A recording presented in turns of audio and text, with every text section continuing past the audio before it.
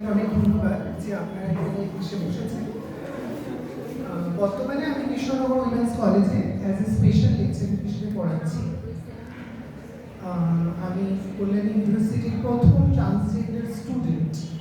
ম্যাথামেটিক্সে master degree করেছি, applied ম্যাথামেটিক্সে, এবং আমাকে প্রথম পাঠ্যক্রমে স্টুডেন্ট হিসেবে কল্যাণী বিশ্ববিদ্যালয় গোল্ড মেডেল দিয়েছিল 2018 সালে রাজ্যপালের হাত থেকে।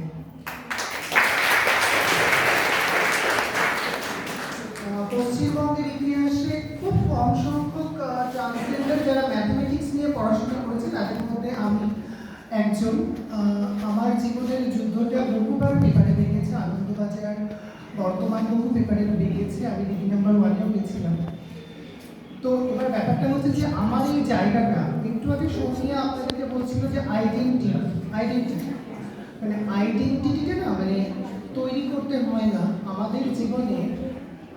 আমাদের এত negative experience in my life, আমার জীবনে আমি এত নেগেটিভ এক্সপিরিয়েন্স দেখেছি এবং মানুষ আমাকে এতটা আইডেন্টিফাই করেছে আলাদাভাবে। ওই আলাদাভাবে আইডেন্টিফাই করতে করতে আমার নিজের একটা আইডেন্টিটি তৈরি। তোমরা একটু প্লিজ চুপ করো, একটু ধৈর্য ধরো প্লিজ, একটু কথা কম বলো, শোনো। আমার জীবনের এই জায়গাটা পৌঁছতে আজকে এই অবধি আসতে আমাকেও আপনাদের মতো স্ট্রাগল করতে হয়েছে। কিন্তু হ্যাঁ, হয়তো কোথাও বেশি। আমি কারোর সাথে কম্পেয়ার করবো না, কম্প্যারিজনে যাবো না, কারণ আমরা প্রত্যেকটা মানুষ, প্রত্যেকটা জীব, অনুজীব, প্রত্যেকে আমরা কিন্তু এই পৃথিবীতে স্ট্রাগল ফর এক্সিস্টেন্স। করিমপুরের অনাথ আশ্রমে আমি মানুষ হয়েছি ছোটবেলা থেকে, একটা ছেলেদের আশ্রম, বয়েজ হোমে আর 5টা ছেলেদের থেকে আমি পড়াশোনায় ভালো ছিলাম। আমাকে ছোটবেলা থেকে মারধর করা হতো, চুলের মুঠি ধরে দেয়ালে মাথাটা ঠুকে দেওয়া হতো যাতে আমার পড়াশোনাটা খারাপ হয়ে যায়। এটা ওদের মধ্যে একটা ছিল। আমার স্কুলে যেহেতু আমি ফার্স্ট অথবা সেকেন্ড হতাম, করিমপুর জগন্নাথ হাই স্কুলের স্যার আমাকে ফ্রিতে পড়াতেন। আমার ফাইনাল পরীক্ষার আগে অঙ্ক খাতাগুলো হোমের ছেলেরা চুরি করে কুড়িয়ে দিয়েছিল। আমার এখনো মনে আছে ক্লাস 8-এ, সেবার আমি অঙ্কে 98 পেয়েছিলাম। ওখান থেকে মাধ্যমিক পাশ করি স্টার মার্কস নিয়ে। হোমে যিনি ম্যানেজার তিনি আমাকে বললেন যে আমি তখন সুমনের জীবনটা মানে কাটাচ্ছি, সেটা আমার ছেলেবেলা, কিন্তু মন থেকে তখন আমি মেয়ে, আর 5টা ছেলের থেকে আমি আলাদা ছিলাম। হোমে কাকু আমাকে বললো যে আমি রাখবো না, কারণ আমি চাই না এখানে তুই পড়ো, মানে আমরা কাউকে রাখছি না তাই তোকে রাখবো না। আর উনি আমার শুভাকাঙ্ক্ষী ছিলেন না ভীষণভাবে, কারণ উনি আমাকে আমার অঙ্কের খাতা দিতেন না। হোম থেকে চলে গেলাম, দিদাবাড়িতে উঠলাম, কারণ বাবা মা আমাকে কেউ দেখেনি। ছোটবেলা থেকে আমাদের জীবনটা অনেক মানে একটু ডিফারেন্ট ছিল। দিদার বাড়িতে এসেও পাড়ার লোকে আমাকে উচ্ছেদ করলো, কারণ আমি কিন্তু পড়াশোনাটা করছি। উচ্চ মাধ্যমিকের আগে আমার মামা একদিন রাতে মদ খেয়ে এসে আমাকে বললো যে তোর সাইকেলটা দিই। আমি যদি আমার সাইকেলটা দিয়ে দিলে ওই সাইকেলটা 100 টাকা দিয়ে বিক্রি করে দিয়ে মদ খাবে। আমি সাইকেলটা দিইনি। পরের দিন আমার বই খাতা, উচ্চ মাধ্যমিক, আমি তখন সায়েন্স নিয়ে পড়ছি কৃষ্ণনগরের বিজয়ালয়ে, বই খাতা রাস্তায় ফেলে দিয়ে কেরোসিন ফেলে দিতে যাবে। আমি সেই সময় 2012 সাল থেকে আমি কৃষ্ণনগরে ভাড়া থাকি। 400 টাকার ঘর ভাড়া দিয়ে শুরু হয়েছে, আজকে আমি 4000 টাকার ঘর ভাড়ায় আছি। জীবনের যুদ্ধ আজও চালাচ্ছি। কিন্তু আমি একটা জিনিস দেখেছি, সমাজটা এতটা হিপোক্রিট, মানে সমাজের প্রতি না আমার সত্যি কথা বলতে কিছু মানুষ এখনো ভালো আছে বলে হয়তো আমার ভিতরে একটা পজিটিভিটি কাজ করে। খুব কম সংখ্যক 2%, 98% ফেক পিপলস আমাদের সামনে সমবেদনা জানাবে, সামনে বলে ভালো ভালো ভালো তোমরা খুব মানে এগিয়ে যাচ্ছ, কিন্তু পেছনে তারাই ডিসক্রিমিনেট করে, তারাই কিন্তু সুমনাকে ম্যাথের টিচার হিসেবে নেবে না। সুমনার মতো মানুষদেরকে কিন্তু অঙ্কের টিচার হিসেবে বা তাদের কাছে টিউশন যাবে না। তবে হ্যাঁ, এটাও ঠিক যে কিছু মানুষ এখনো ভালো আছে। ইউনিভার্সিটিতে পড়েছি, মাস্টার ডিগ্রি স্টুডেন্টরা আমাকে কোনোদিন পাশে বসা নেয়নি। সেকেন্ড সেমিস্টারে 2টো বিষয়ে পাশ করা সত্ত্বেও আমাকে সাপ্লিমেন্টারি দেওয়া হলো। পরবর্তী ইয়ারে গিয়ে আমি যখন দেখলাম যে আমি ওই পেপার দুটোকে ভালো পরীক্ষা দিয়েছি, পরবর্তী ইয়ারে গিয়ে যখন আমি আবার দিলাম, পরবর্তী ইয়ারেও দেখলাম যে আমার ইউনিভার্সিটির কিছু অধ্যাপক তারা আমাকে আবার আগের বছরের নাম্বারটাই রিপ্রিন্ট করে দেয়। একজন অধ্যাপক ছিলেন ভীষণ ভালো মানুষ। আমি বলেছিলাম যে দেখুন, আপনি যদি আমাকে এভাবে হ্যারাসমেন্ট করেন আমি কোর্ট অব্দি যাবো। আমার সাথে কিন্তু অনেকে আছে, আমি একা নেই। সাথে সাথে আমার মার্কশিট চেঞ্জ করে দেওয়া হয়। কতটা হিপোক্রিট না এটা অধ্যাপক, বলুন তো? এটা কি এটা তো মানুষই নয়, তো অমানুষ। আমি ট্রান্সজেন্ডার একটা ইউনিভার্সিটিতে পড়তে গেছি, মানে কত কম সংখ্যক ট্রান্সজেন্ডার ইউনিভার্সিটি অব্দি পৌঁছয়, পড়াশোনাটা এগিয়ে নিয়ে যায়। তারা বাধ্য হয় সেক্স ওয়ার্ক, হিজড়া পেশা, আর কি আছে ট্রেনে ট্রেনে ভিক্ষা, এইগুলোতে বাধ্য হয়। আমি চাইনি যে আমি জীবনটাকে, আমি একটু স্কুলে ভালো রেজাল্ট করতাম, প্রথম সারির স্টুডেন্ট ছিলাম, আমি চাইতাম না যে আমার স্যাররা আমাকে দেখুক যে আমি ট্রেনে ভিক্ষা করছি। কিন্তু আমার কিছু আশেপাশের মানুষরা চাইতো যে হ্যাঁ এটা করুক, বা আমার কমিউনিটির মধ্যেও কিছু নেগেটিভ মানুষ যারা আমার উন্নতিটাকে বা আমার এগিয়ে যাওয়াটাকে দেখতে সহ্য করতে পারেনি, তারা চাইতো আমার প্রতি চাইতো প্রতিকূলটা। কিন্তু বলছি কিছু মানুষ তো ভালো আছে। সেখান থেকে আমি নিজের যুদ্ধটা করে আমি ওখান থেকে আমার অরিজিনাল রেজাল্টটাকে বের করে নিই, যেটা আমার প্রাপ্য। একজন অধ্যাপক আমাকে হেল্প করেছিলেন, অরুণবাবু, ওনার নাম। যাই উনি খুব ভালো মানুষ ছিলেন বলেই হয়তো আমি কল্যাণী থেকে বেঁচে ফিরেছি। পিএইচডির জন্য ওখানে আর যাইনি, কল্পনাতেও আনি না কল্যাণীতে পিএইচডি করবো ভবিষ্যতে। এতটাই নেগেটিভ এক্সপিরিয়েন্স আমার লাইফে। সেখানকার ইউনিভার্সিটির কিছু মানুষ ভালো ছিল, ইউনিভার্সিটির ভাইস চ্যান্সেলর ভীষণ ভালো মানুষ ছিলেন। মানবী বন্দ্যোপাধ্যায়ের রেকমেন্ডেশনে আমাকে প্রথম রূপান্তরকামী হিসেবে গোল্ড মেডেল দেওয়া হলো। যে একটা রূপান্তরকামী, তিনজনকে গোল্ড মেডেল দেওয়া হচ্ছিল। একজন হচ্ছে ফিজিক্যালি চ্যালেঞ্জ, একজন ভিজুয়ালি চ্যালেঞ্জ। তখন মানবীদি, আপনারা তো চেনে নিশ্চয়ই সবাই মানবী বন্দ্যোপাধ্যায়কে, তো উনি ওই মিটিংটায় ছিলেন। তাহলে সুমনা প্রামাণিক ট্রান্সজেন্ডার, তার জন্য কেন নয়? তো কল্যাণী ইউনিভার্সিটি, দেখুন ইউনিভার্সিটি ভালোই হয়, ডিপার্টমেন্টের কিছু অধ্যাপক বদমাশ হয়, তারা মানে এরা হচ্ছে নেগেটিভ পার্সন, সব জায়গাতে থাকবে নেগেটিভ পার্সন। ইউনিভার্সিটি ভালো হয়, ইউনিভার্সিটি আমাদের জন্য একটা সিট করেছে যে এই ধরনের স্টুডেন্টরা যেন লেখাপড়া যারা করতে চাইছে আগ্রহী, তারা যেন এগিয়ে আসে। কিন্তু লেখাপড়া করতে গিয়ে আমি একটা জিনিস দেখেছি, আমাকে কিন্তু কেউ মন থেকে অ্যাকসেপ্ট করে। আমাকে বলেছে তোকে নোট দিয়ে দেবো, কিন্তু তুই প্লিজ আমার পাশে বসিস না ইউনিভার্সিটি, বুঝলি, তোর পাশে তো কেউ বসে না।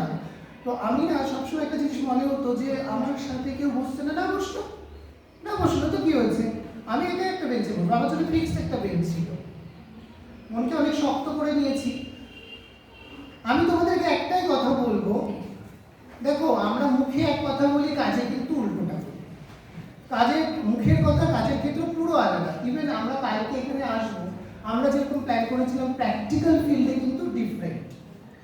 কিন্তু তবু আমরা যদি মনে করি, আমরা কিন্তু চেষ্টা তো করতে পারি, তাই নয় কি? আজকে কোনো মেয়ে আমাকে দেখে হাসলো, বা একজন যারা ধরো ট্রান্সফরমেশনে এখনো যেতেই পারে, একটা মেয়েলি পুরুষ তাকে দেখে হাসছো, বা একটা ছেলে তাকে পাশে বসা নিচ্ছ না, একটা জিনিস মাথায় রাখবে, তুমিও কিন্তু একদিন সন্তানের বাবা মা হবে, তোমার সন্তানকেও কিন্তু এরকম হতে পারে। আমি একটাই কথা বলবো, আগে মানুষ হও, মানুষের অনুভূতিটাকে বোঝো, জাস্ট, আর কিছু দরকার নেই, এত সেমিনার করার দরকার নেই। আর একটা জিনিস হচ্ছে যেটা সিলেবাসের মধ্যে আনা দরকার, ইনক্লুডেড করতে হবে সিলেবাসে। পড়ুক না, পড়ে মুখস্থ করুক না, নাম্বারের জন্য পড়তে পড়তে তো কিছু ছেলে মেয়ে তো আত্মস্থ করবে, কিছু ছেলে মেয়ে মুখস্থ বিদ্যায় পারদর্শী হয়, তারা প্রচুর নাম্বার পেয়ে যাবে, প্র্যাকটিক্যাল ফিল্ডে ছিল, কারণ তারা তো নাম্বারের পেছনেই ছুটেছে। পড়াশোনায় ভালো হলে কিন্তু ভালো মানুষ হওয়া যায় না। আপনারা কিন্তু দেখেছেন একজন একজন মানে মেয়েলি পুরুষ যাদবপুর বিশ্ববিদ্যালয়ে ভর্তি হয়েছিলেন বগুড়া থেকে, বাংলাতে, তাই না? খুব মানে এই ঘটনাটা তো হয়েছে যাদবপুরে, তাকে কততলা থেকে ফেলে দেওয়া হলো। আমার সাথে কিন্তু এরকম ঘটনা ঘটেছে, কিন্তু যখন আমি আমি যখন কলেজ লাইফে পড়ছি, আমার কিন্তু ছেলে বন্ধুরা আমাকে কিন্তু প্রচন্ড অত্যাচার করতো। আমাকে বলতে এই হিজড়ে, এই হোমো, তুই আমাদের ইয়েতে আসবি না, কিন্তু আমাদের হোস্টেলে ঢুকবি না, কিন্তু তোকে যেন না দেখতে পাই। কৃষ্ণনগরে কিছুদিন আগে আমি একটা পেট্রোল পাম্পে, আমি রাস্তা থেকে ফিরছি, আমার এত মানে টয়লেটটা ইউজ করার প্রয়োজন পড়ে গেছিল, তো আমি গিয়েছিলাম। আমাকে বলা হলো 2 কিলোমিটার পরে একটা সুলভ আছে, ওখানে চলে যান, আপনাকে দেখবো না। এবার আমি সৌমিয়া যেমন আজকে এই জায়গাটায় তৈরি করেছে, সৌমিয়া একটা আইডেন্টিফিকেশন তৈরি করেছে, কৃষ্ণনগরে আমার নিবারণ কিন্তু একটা আইডেন্টিফিকেশন আমার জীবনে ঘটে গেছে, তৈরি হয়ে গেছে।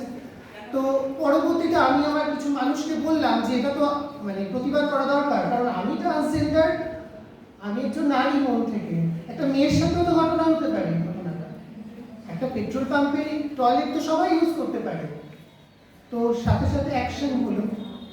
বলে না যে আমরা মানে দুর্বলের উপরে অত্যাচার করি, আর যখনই দেখি শক্ত তখনই ওই বলে না নরমের যোগ শক্তের মতো ব্যাপারটা। তখন আমাকে ফোন করে ক্ষমা চাইছে আমার কাছে, বলছে আমার চাকরিটা চলে যাবে, প্লিজ ম্যাম আপনি এখানে কমপ্লেন করেন না, হিন্দুস্তানকে কমপ্লেন করেন না।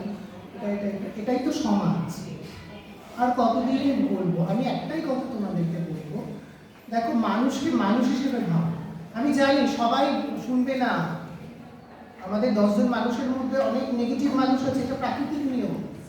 অঙ্কেও তো আছে, পজিটিভ নাম্বারের মধ্যে থেকে নেগেটিভ নাম্বার থাকবে, সব জায়গায় থাকবে। কিন্তু নিজেকে একটা প্রশ্ন করো, যদি আমি সে জায়গাটায় থাকতাম কেমন হতো? আমি যদি ট্রান্সজেন্ডার হতাম, আমি যদি ব্লাইন্ড হতাম, একজন ফিজিক্যালি চ্যালেঞ্জড মানুষ, ভিজুয়ালি চ্যালেঞ্জ, তারাও ডিসক্রিমিনেটেড হয় প্রতি মুহূর্তে, কিন্তু তারাও না একটা সমাজে একটা জায়গা পায়। রাস্তা পার হতে না পারলেও কিন্তু তাদেরকে দু একজন রাস্তা পার করে দেয়। আমাদের কাছে কিন্তু থাকে না, আমাদের কাছে কেউ টিউশন করতে চায় না, অনেকে টিচার না না বাবা দরকার নেই, বাবা কি দরকার, অনেক অঙ্কের মাস্টার আছে। কিন্তু এটাও ঠিক যে সমাজে একদম যে 100% মানুষ খারাপ, তাহলে আজকে আমি সমান আনতে পারতাম না, এটা ঠিক। কিছু মানুষ ভালো ছিল, কারণ আমার যে মাস্টার মশাই ছিলেন সুব্রত সরকার, তিনি করিমপুর জগন্নাথ হাই স্কুলের মাস্টার মশাই ছিলেন, তিনি আমাকে 3 বছর পড়িয়েছিলেন, কোনো পারিশ্রমিক নেয়নি। অনেক শিক্ষক অধ্যাপক আমার কাছে পারিশ্রমিক নিতেন না। কিছু ভালো মানুষ তো ছিল না। আমি তোমাদেরকে একটাই এসএমএস দেবো, জেন্ডার, গায়ের রং, বর্ণ, গোত্র, ধর্ম সবকিছু নির্বিশেষে আমরা যদি মনে করি, আমাদের ইচ্ছা শক্তিটা যদি থাকে, আমরা অনেক দূরে যেতে পারি। একটু সময় লাগে, একটু ধৈর্য ধরতে হবে। আর ওই সবার উপরে মানুষ সত্য তাহার উপরে নেই, সেই কথাটাই আবার বলছি, মানুষকে মানুষ হিসেবে ভাবো, আর কিচ্ছু লাগবে না। শুধু তারাও মানুষ, আমার মতো তাদেরও কষ্ট হয়। আমি তার পাশে বসছি না, কেন এই কথাগুলো বলছি? কারণ আমার কোনো স্টুডেন্ট কালকে কলেজে পড়তে আসতে পারে, আমাদের কোনো বোন, কোনো ভাই আমাদের কলেজে পড়তে আসতে পারে, তার সাথেও এই ঘটনাটা হবে, পুনরাবৃত্তি হবে। এবং অধ্যাপক যারা রয়েছে তাদেরকেও বলবো, আপনারাও তাদেরকে আলাদাভাবে দেখবেন না, তাদের জায়গাটা অনেক ডিফারেন্ট। আমাকে এরকমও বলা হয়েছে ইউনিভার্সিটি, তুমি এত আলাদা আলাদা চাও কেন গো, তোমরা সব কিছুতে আলাদা আলাদা কিসে, এত ফেসিলিটি কিসে? আরে মেয়েদের ফেসিলিটি নেই, মেয়েদের রিজার্ভেশন নেই, আমাদের তো কোনো রিজার্ভেশন নেই এখন। আমাদের তো এখনো পিডব্লিউডিদের কাট অফের সাথে কি করবো? ওই ট্রান্সজেন্ডার ওয়েস্ট বেঙ্গলে ট্রান্সজেন্ডার ম্যাথমেটিক্সে আমি এক্সাম দিয়েছি সেট, আমাদের কাট অফটা দেওয়া হয়েছে পিডব্লিউডিদের সাথে। এবার আপনি ভাবুন, এভাবে 4 বছর ধরে, এবছর 0.67-এর জন্য আমার হয়নি, আমি দুঃখ করি না, কারণ আমি জানি এত নেগেটিভিটি ঘুরেছি, এইসব নেগেটিভ কোনোদিন হলে হবে, তাহলে পিএইচডি এমনি করলে অধ্যাপকের এসসিএসসিতে বসা যাবে, হলে হলো, না হলে তাও যা পড়াশোনা করেছি কিছু একটা করে দিতে পারবো। এমএসসি করেছি, বিএড করেছি এবছরই বহরমপুর সরকারি কলেজ থেকে, শুধু নিজের চেষ্টাতে। আর কিছু মানুষ পেয়েছি, আমার কমিউনিটির কিছু মানুষ, স্যাপো আমার পাশে ছিল, সত্যি বলতে গিয়ে ভীষণভাবে পাশে ছিল, একটা টাইমে রানাঘাট সম্প্রীতির অনিরুদ্ধ দত্ত পাশে ছিলেন। যাই হোক, কিছু মানুষকে তো পেয়েছিলামই, আরে তো আজকে তাদের কথা বলা উচিত, আমি ভুলে যেতে চাই না আমার অসময় যারা পাশে ছিল, তাদেরকে একটু রিলিজ জানাই। আর আপনাদেরকে একটাই বক্তব্য দেব, একটাই বার্তা দেবো, যে আপনারা মানুষকে মানুষ হিসেবে ভালোবাসতে শিখুন, কোনো সমস্যাই থাকবে না। তার মানে সেক্ষেত্রে ট্রান্সজেন্ডার বলুন, যে জেন্ডারেরই মানুষ হতে পারে, যে ধর্মেরই মানুষ হতে পারে, মানুষকে মানুষ হিসেবে ভাবলে কিন্তু যথেষ্ট, আর কিছু নয়। ধন্যবাদ সবাই।